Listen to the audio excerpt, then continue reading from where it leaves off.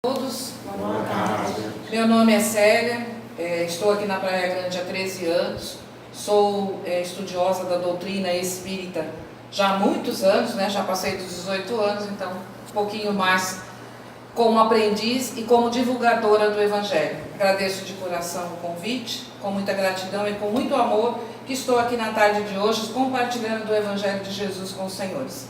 Então vamos serenando a nossa mente, o nosso coração, e que a paz de Jesus se faça no nosso coração, e que ela permaneça em nós, que ao retornarmos aos nossos lares, nós possamos ir fortalecidos, esclarecidos e principalmente amparados pelo amor de Jesus. Nós temos a grande oportunidade de falar sobre a família, e todas as palestras que começamos, trazemos sempre uma mensagem da espiritualidade, para que a gente possa refletir durante a semana, possa ir transformando os nossos sentimentos e as nossas atitudes. Nós somos convidados na tarde de hoje a falar sobre a família, para a família. Como é que andam as atitudes perante a nossa família? Aquele grupo que nós fomos convocados a passar por essa reencarnação juntos, na mesma casa. Como andam as nossas atitudes com aqueles que temos o compromisso de evolução? Somos amorosos, gentis, atenciosos, cuidamos daqueles que estão conosco com amor e atenção, porque nós temos um verniz social. Quando conhecemos alguém pela primeira vez, falamos baixo, amorosamente, com cuidado, temos sempre um sorriso, somos educados e caridosos. Mas, muitas vezes, quando entramos dentro do nosso lar, nós somos carrascos, ignorantes, levantamos de mau humor, não damos a atenção devida, principalmente quando vamos envelhecendo, vamos ficando mal-humorados, já não damos a mesma atenção para o companheiro ou para a companheira, não tratamos com aquele amor que deveríamos tratar, aquela gentileza. Nós tratamos as nossas visitas, guardamos a nossa porcelana para as visitas, guardamos os nossos talheres para as visitas, que cada vez menos vêm às nossas casas. E com aqueles que juramos, que nos comprometemos, nós tratamos de qualquer jeito. Nós tratamos lá com um arroz esquentado, requentado, não que isso signifique alguma coisa. Mas eu quero dizer no tratamento amoroso que devemos ter com os nossos familiares, com aqueles que escolhemos viver. Nossa família, aquelas que estão fora, os parentes, nós também temos que ter o apreço, o cuidado de ligar, de dizer o quanto é importante. Porque quando desencarnamos, ficamos sempre com aquela sensação de que deveríamos ter dito alguma coisa para aquela pessoa que desencarnou, um abraço que não foi dado, um pedido de desculpas. Então temos que aproveitar enquanto estamos no caminho. O nosso Mestre Jesus dizia sempre isso. Aproveite enquanto está no caminho, para que depois nós tenhamos a sensação de que aquele que partiu sabendo o quanto era amado. E quando nós partirmos também, que fique no coração do outro a saudade e a lembrança dos bons momentos vividos juntos. Podemos refletir a respeito, podemos ir para casa nesse domingo abençoado, o dia da família, e pensar, estou sendo amoroso com as pessoas que convivem comigo? Estou dando o meu melhor para aquela pessoa que está comigo? Será que eu não poderia ser mais gentil, mais atencioso? Relevar certas situações e melhorar o ambiente do meu lar, para que ele seja harmonioso, para que ele seja fraterno, para que haja sempre o amor e o companheirismo. Desejo do fundo do coração que todos os senhores possam ter em vossas casas o amor do nosso Mestre Jesus, a luz, a paz e a sabedoria para vivermos em família. É essa a nossa mensagem da espiritualidade para o nosso domingo. Nós temos a grata tarefa de falar hoje sobre o capítulo 23 do Evangelho segundo o Espiritismo, a estranha moral de Jesus, ou a moral estranha. Nós vamos ler um pequeno trecho do Evangelho. Eu gosto sempre de começar com o Evangelho, para nos fortalecer, porque muitos de nós reclamam que não conseguem ler o Evangelho. Falam, mas eu acho tão difícil, não consigo ler. Mas se a gente não começar lá do comecinho, do capítulo 1, e lendo devagarzinho, estudando, vai continuar sendo sempre difícil, porque a gente leia junto. Tem alguma dúvida? Claro, durante a palestra a gente não tem todo esse tempo para explanar o assunto como deveria, mas surge a possibilidade da pesquisa, de buscar num livro, de buscar no seu evangelho de casa, de buscar numa próxima aula, de buscar numa próxima entrevista, de um atendimento fraterno, as dúvidas que ficaram da leitura do evangelho. E porventura também eu estou à disposição, se alguém quiser fazer alguma pergunta depois que encerrar, eu fico aí fora e vocês podem conversar comigo, tá? Então a gente vai ler um pequeno trecho para a gente começar a falar sobre o tema da tarde. Aborrecer pai e mãe. E muita gente ia com ele. E voltando Jesus para todos, lhe disse: se alguém vem a mim e não aborrece a seu pai e a sua mãe, e mulher e filhos, e irmãos, e ainda a sua mesma vida, não pode ser meu discípulo. E o que não leva a sua cruz e vem em meu seguimento, não pode ser meu discípulo. Assim, pois, qualquer de vós que não dá a mão a tudo o que possui, não pode ser meu discípulo. São palavras de Jesus, está no Evangelho de Lucas, capítulo 16, versículo 25, 27, 33. O que ama o pai ou a mãe mais do que a mim, não é digno de mim. O que ama o filho ou filha mais do que a mim, não é digno de mim. São palavras de Jesus, está no Evangelho de Mateus, capítulo 10, versículo 37. Realmente, como é que Jesus, sendo um mestre tão amoroso conosco, o amor em palavra, o amor em ação, poderia falar palavras tão diferentes daquilo que ele pregava? Em primeiro lugar, a doutrina dos Espíritos vem para nos esclarecer, por favor, pode entrar, vem para nos esclarecer de que nós temos que olhar primeiro o idioma que estamos tratando. Jesus falava para os judeus. A língua era aramaica, uma língua pobre. E a doutrina dos Espíritos vem nos esclarecer isso. No capítulo ele diz que as várias formas de interpretação de uma única palavra, havia dificuldade de expressão. Da mesma forma que o português é um idioma difícil, se considerarmos que é um dos idiomas mais difíceis de se pronunciar e de se aprender. Tanto que manga de camisa é uma fruta e é uma manga de um pano, de uma camisa, como outras palavras que conhecemos e que têm um duplo significado. Assim também o idioma aramaico era difícil, era o português da época, mas também era um idioma difícil. Até Jesus, o Deus conhecido, era um Deus supremo, era um ser divino, não era o Pai amoroso que Jesus falava. Se Jesus veio pregar o amor, se ele falava das leis divinas, honrar pai e mãe, como é que esse mesmo Jesus amoroso poderia estar falando para aborrecer em alguns títulos odiar pai e mãe? A tradução do odiar pai e mãe significa amar menos. Bom, já melhorou, já não é odiar, a gente já respira, fala, nossa. Mas nós temos que lembrar que não é só essa frase não. O nosso mestre Jesus veio através de uma moral estranha. Enquanto os profetas divulgavam a boa nova, dizendo que o Messias estava para chegar, que o Messias viria, todos os judeus da época acreditavam que ele viria para tomar o poder temporal, o poder do governo. Não que ele vinha para falar que existia um mundo além desse, não que vinha para dizer para nós que existia vários mundos. Existia aquele Messias que eles acreditavam que viria e que tomaria o poder. O governo comandaria para acabar as injustiças. Jesus veio numa manjedoura. Não que ele fosse pobrezinho, como muitas pessoas acreditam, mas pela peregrinação que os pais faziam pelo censo, para dizer quantas pessoas habitavam no lugar. Nessa viagem, aconteceu de Maria dar à luz a Jesus num lugar simples. Como nada acontece por acaso, já mostra a simplicidade, a humildade do nosso Mestre Jesus. Porque as pessoas confundem humildade com pobreza. Humildade é aquele sentimento que compreendemos que somos todos iguais, que estamos em momentos diferentes, porém não somos melhor do que ninguém, nem pior e nem melhor. Estamos no nosso momento. E Jesus veio nos trazer a humildade, veio nos trazer a palavra. Ele poderia escolher os melhores apóstolos, escolher dentro de todos aqueles que eram bem estudados, bem quistos. Não, Jesus foi escolher quem? As pessoas mais simples, os pescadores, os cobradores de impostos, pessoas de má vida, estava sempre perto das pessoas que não tinham boa reputação.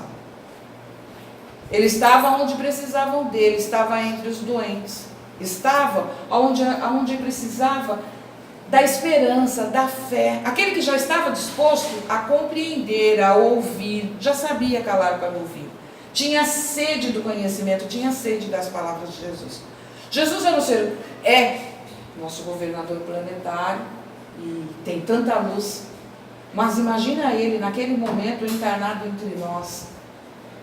Quando as pessoas chegavam perto dele, aonde ele fazia as palestras, ele não fazia num lugar específico, não havia um templo, não. Era fora, nas montanhas, era ao ar livre, juntava pessoas de todos os lugares para ouvir falar sobre as leis de Deus. Ele não deixou nada escrito, foi tudo que ouviram e os apóstolos escreveram. Aí foi se estudado, foi se compilado, foi tirado todas as informações, e 4 apenas dos evangelhos foram colocados o que presenciaram de Jesus. Então eu falando sobre o que aconteceu com Jesus. E o que foi mais perto um do outro foi se considerado uma verdade, foi se considerado como a palavra dele. Traduzido quantas vezes? Por isso que a gente fala que a Bíblia ela foi traduzida 976 vezes. A gente imagina quanto erro foi se perdendo ao longo do caminho. Mas vamos voltar para a estranha moral de Jesus. Todas as parábolas têm aquela dificuldade. Que a sua fé seja do tamanho do grão de mostarda, que é bem pequenininho, e ele vai dizer para a montanha, passa daqui para colar, e a montanha vai passar. Vai falar para a figueira, que ele sabia que era uma figueira temporã, e vai dizer, já que você não tem frutos, seque. Então todas as palavras de Jesus eram estranhas. Mas a luz da doutrina espírita trouxe algumas para que a gente fosse esclarecendo. Claro que as outras são esclarecidas também, cada qual no seu capítulo. Mas no capítulo 23 do Evangelho segundo o Espiritismo, ele escolhe algumas e nós vamos falar sobre ela. Ele diz, primeiro, aborrecer pai e mãe, amar menos o pai e a mãe. Jesus nos dizia já naquela época, nós judeus, dizia, dependa menos do pai e da mãe. Saia para a sua vida, saia para a responsabilidade da sua evolução. Saia, cresça, evolua. Deixa essa dependência do pai e da mãe. Siga em frente, cresça. Nós percebemos que se nós formos trazer para a nossa atualidade, até hoje tem filhos com 40, 50 anos que ainda estão morando com o pai e com a mãe. Não conseguiram se desvencilhar do pai e da mãe. E a mãe e o pai também não fizeram todo aquele esforço que deveriam fazer para deixar o filho crescer. Acabamos por ser filhos fracassados porque continuamos presos ao pai e à mãe. Respeitar, amar, não significa estar na dependência, muitas vezes financeira, emocional. Nós temos que criar nossos filhos com educação, com disciplina, com não, sim, para que eles cresçam fortalecidos como nós. Nós não saímos da casa dos nossos pais e das nossas mães, não fomos seguir a nossa vida, não constituímos família. Era isso que Jesus dizia. Para me seguir, para crescer, para descobrir, você precisa depender menos do seu pai e sua mãe. Crescer, ser adulto, responsável por si próprio. E nós podemos trazer esse exemplo para nós.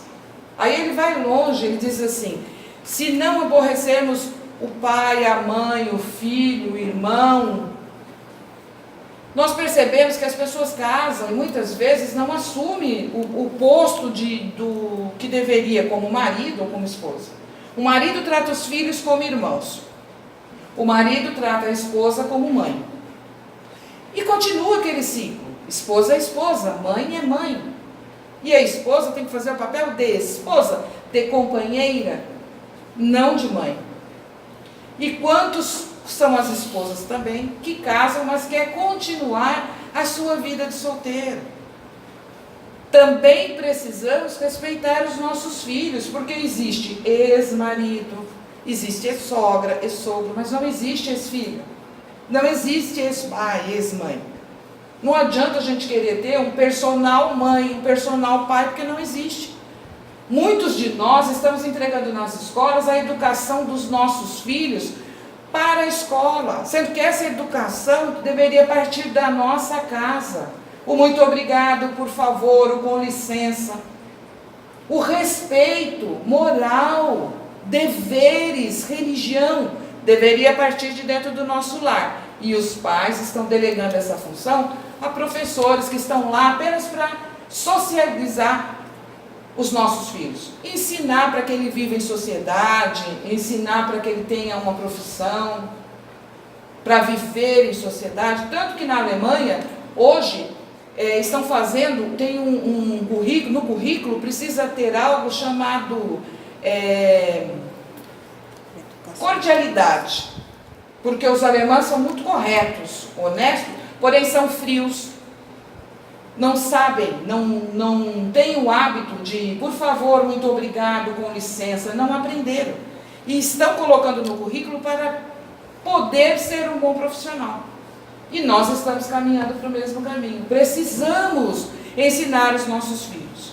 Daí a necessidade que Jesus dizia: se você não assumir a sua responsabilidade dentro do seu lar, como pai, como mãe, como filhos, não vamos evoluir, não vamos conseguir acompanhar Jesus. Aí ele vem novamente, no capítulo, vem novamente nos chamar a atenção. Quando Jesus diz ao rapaz que vem, quer segui-lo, mas diz: Jesus, espera aí que eu vou enterrar meu pai. E aí Jesus diz para ele: fale sobre o reino de Deus, fale sobre a boa nova, deixe os mortos enterrar os seus mortos. Ou seja, mas como é que alguém vai enterrar um morto? Gente, é só a asepsia daquele corpo. O espírito não está mais lá. E nós, como espíritas, como aprendizes, como estudantes, sabemos disso. Mas muitos dos nossos irmãos ainda velam, choram, sofrem, vão aos túmulos, não só nos dias de finados, como em outras ocasiões, e ainda velam aquele corpo como se ali estivesse o espírito. E ele não está mais. E o que Jesus quis dizer é: dê importância enquanto estiver vivo. Olha nós falando lá na frente, dê importância para aquele que mora com você, para o seu parente, para o seu vizinho, para o seu amigo, enquanto estiver vivo, enquanto estiver no caminho. Depois que desencarnou, nós temos que ter o respeito e, é claro, a intercessão através dos nossos bons sentimentos para o espírito desencarnado. Mas a convivência física nós não vamos ter mais. E Jesus estava dizendo: olha, vai lá e diz que existe o reino de Deus. Eu estou falando para você que se você não tiver virtude, se você não modificar as suas atitudes, você não vai desencarnar e não vai ter aproveitado a encarnação do momento. Era essa a prosa de Jesus daquela época. Talvez não com tanta transparência como a doutrina dos Espíritos vem esclarecer para nós. Talvez naquele momento não estávamos no momento para compreender. E muitos dos que estavam compreenderam a lição dele. E aí ele vai mais além. Eu não vim trazer a paz, mas a espada. Jesus falando isso, nunca se viu falar Jesus pegar uma arma, que dirá uma espada de guerra. Eu não vim trazer a paz, mas a razão. Para que a gente reflita quantos lares da nossa atualidade existe para fora uma verdade, dentro do lar outra. Quantos pais abusam dos seus filhos sexualmente? Quanta agressão doméstica nós temos o conhecimento hoje que vem acontecendo dentro do lar, que deveria ser sagrado, que deveria ser o amparo um do outro, o amparo daquele espírito que está chegando. É o nosso primeiro amor, é o amor do lar, é o amor do pai, da mãe. Quantos idosos estão sendo maltratados dentro do lar pelas noras, pelos filhos? Quantos pais matam os filhos, abusam dos filhos? Quantas mulheres estão sendo mortas pelo feminicídio apenas por serem mulheres, quando deveriam ser protegidas? A omissão também é errado. Quando nós percebemos que tem alguma coisa errada, aí a gente não toma partido, a gente não luta. Jesus queria trazer a luta, o direito, para que todos pudessem conhecer as suas leis. Quantos países vivem em guerra em nome de Jesus? Quantas guerras santas aconteceram em nome do nosso Mestre Jesus? Um ser tão amoroso que apenas falou de amor. Então ele tinha razão. Ele apenas adiantava o que já era fato, o que já acontecia e que continua acontecendo, mas só vai modificar a hora que eu mudar o meu pensamento, a hora que eu me transformar, a hora que eu perceber que eu estou agindo errado. Ah, mas eu não concordo com nada disso. Não concordo, mas não faço nada. Eu não faço o mal, mas também não faço o bem. E eu preciso começar a fazer o bem. Eu preciso começar a tomar conta da minha vida, a tomar a decisão da minha vida, a amar mais, a amparar mais, abraçar mais. Pequenos gestos que parecem tão pequenos e que são tão grandes. Muitas vezes alguém pede algo para nós, pede um conforto, um consolo, e a gente quer dar a receita do bolo. E se a pessoa não segue a receita, a gente fica de mal, a gente acha ruim. Ah, mas vai me pedir de novo? Nem me fala de novo, eu já falei. E o que a pessoa precisa é de amparo, amor, amparo, acolhimento. Porque a gente, quando pede um conselho para alguém ou a gente desabafa, a gente já sabe o que a gente vai fazer. A gente apenas quer o conforto, quer que alguém nos abrace, que alguém nos ampare. Então, toda a trajetória do nosso mestre é uma moral estranha. Será que é estranha mesmo? Ou nós não queremos nos transformar, nos modificar? Quando trazemos o evangelho do nosso mestre, é muito bonito, é muito lindo, mas eu não preciso decorar ele, eu preciso vivenciá-lo, colocá-lo na minha vida. Eu posso não ser uma seguidora do Cristo, eu posso não me dizer uma cristã, mas eu tenho princípios, eu tenho atitudes e eu tenho principalmente a vontade de me melhorar. Eu vou me melhorando dia a dia, eu vou me consultando o que eu posso me melhorar, o que eu posso transformar em mim. Nós, seres humanos, precisamos aprender. Nós estamos na Terra para aprender e ensinar, compartilhar. Esse é o grande segredo. Quando a gente coloca, a gente diz assim: ah, mas essa história eu já sei. Ah, esse assunto eu já conheço. Eu coloco no piloto automático e aí eu não ouço mais nada. Eu não tenho a oportunidade da transformação, porque às vezes uma palavrinha só que se fala, eu vou atrás, eu melhoro, eu acordo, eu desperto da minha dormência, eu aproveito ainda a minha encarnação enquanto estou no caminho. Como dizia o nosso Mestre Jesus: vai, reconcilia-se com os teus enquanto está no caminho. Nós somos espíritos eternos, somos criaturas e Deus nos conhece a cada um de nós pelo nosso nome. Somos especiais, somos amados por Deus, amparados por Ele. Nunca estamos só. Temos um anjo guardião que nos acompanha, está sempre ao nosso lado, nos incentivando, nos amparando, nos trazendo esclarecimento. Precisamos aprender, precisamos ir atrás de estudar. O capítulo é extenso, claro, gostaria de falar para os senhores mais sobre as parábolas, nosso tempo é curto. Porém, eu deixo para os senhores o capítulo 23 do Evangelho segundo o Espiritismo, que com certeza os senhores vão encontrar mais informações, vão poder se esclarecer, poder ir atrás e pesquisar, e trazer para os vossos lares o esclarecimento do amor, da concórdia, da honestidade, da transparência e principalmente da transformação. Que a gente possa olhar para dentro de nós e ver o que é que eu posso mudar.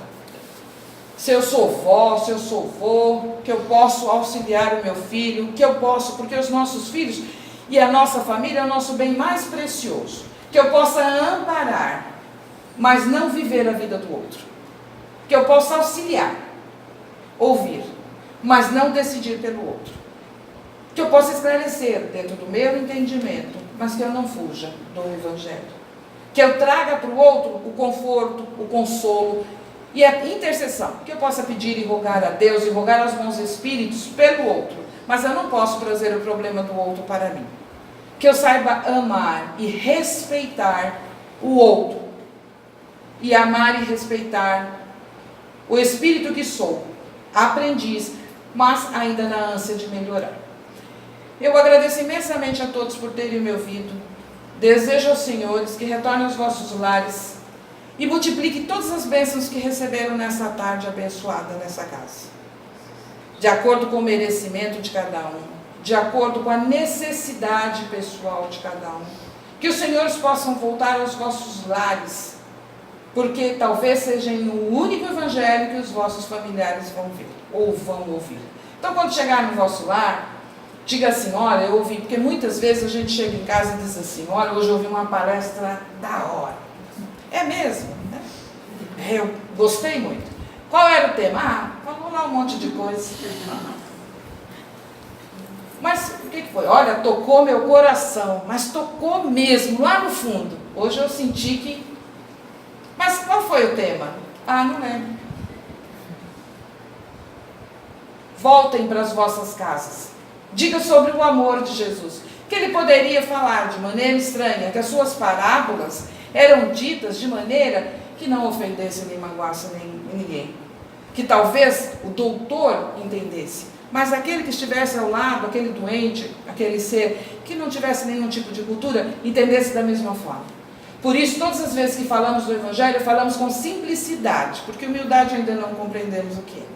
Para que todos tenham a oportunidade do esclarecimento, para que todos tenham a oportunidade da compreensão, que todos compreendam o que está sendo falado, que não seja uma maneira difícil de entendimento, para que eu possa voltar em casa e dizer assim: hoje eu ouvi uma palestra que tocou meu coração, falava de Jesus e do seu grande amor por nós.